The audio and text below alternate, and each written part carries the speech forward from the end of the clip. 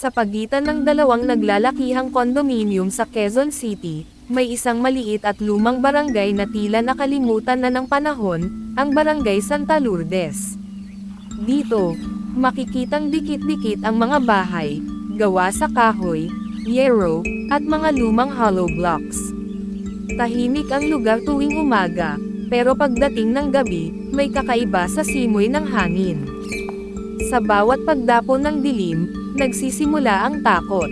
Hindi dahil sa mga magnanakaw, kundi dahil sa nilalang na paulit-ulit na sinasabi ng mga matatanda, isang manananggal na dumadapo sa bubong, naghahanap ng batang biktima. Buwan ng Agosto noon, palapit ang andas, at kabi-kabila ang balitang may nawawalang bata. Una ay si Bebeng, isang 5 taong gulang na anak ng tindera ng kakanin. Isinunod si Maiko, isang tahimik na batang lalaki na laging naglalaro mag-isa sa tapat ng kanilang bahay.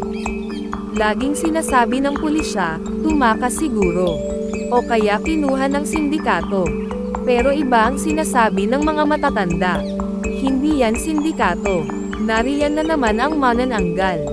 Ramdam ko sa hangin. Naamoy ko ang dugo. Kadalasan, ang mga nawawalang bata ay huling nakitang natutulog sa kanilang mga kwarto sa ikalawang palapag. Sa umaga, bukas ang bintana, ang bubong ay may mga kakaibang bakas, mga markang tila mula sa matatalim at mahahabang kuko. Si Iya, ang batang matapang. Sa kabila ng takot, may isang batang babae na hindi natitinag, si Iya, 12 taong gulang, matalino at mapanuri. Mahilig siyang makinig sa mga kwento ng lola niyang si Aling Midang, na dating albularyo sa probinsya. Mabaho ang manananggal, ani Aling Midang. Amoy asupra, dumi ng paniki, at bulok na dugo. Hindi siya basta-basta makalapit sa asin, bawang, o langis ng niyog na hinaluan ng abo ng kandilang itim. Nang gabi ring iyon, habang natutulog si Iya, may narinig siyang kaluskos sa kanilang bubungan. Hindi ito pusa. Hindi ito daga. Mabigat. Para bang may dam-apo.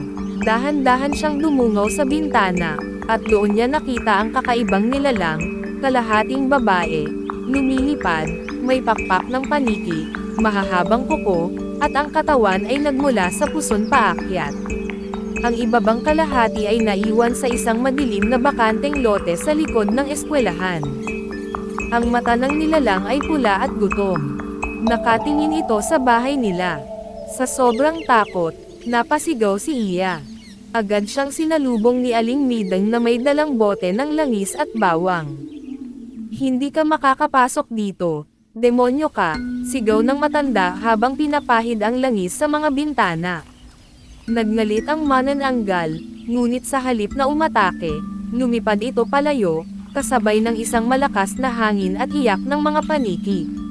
Kinabukasan, dinala ni Iya ang ilang kaibigan at si Aling Midang sa bakanteng lote. Doon nila nakita ang isang kakaibang katawan, hindi gumagalaw, nakatayo sa lupa, ngunit walang ulo at dibdib.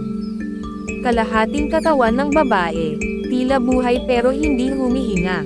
Agad silang kumuha ng asin, abo, at langis, at ibinuhos ito sa katawan. Sumigaw ang hangin.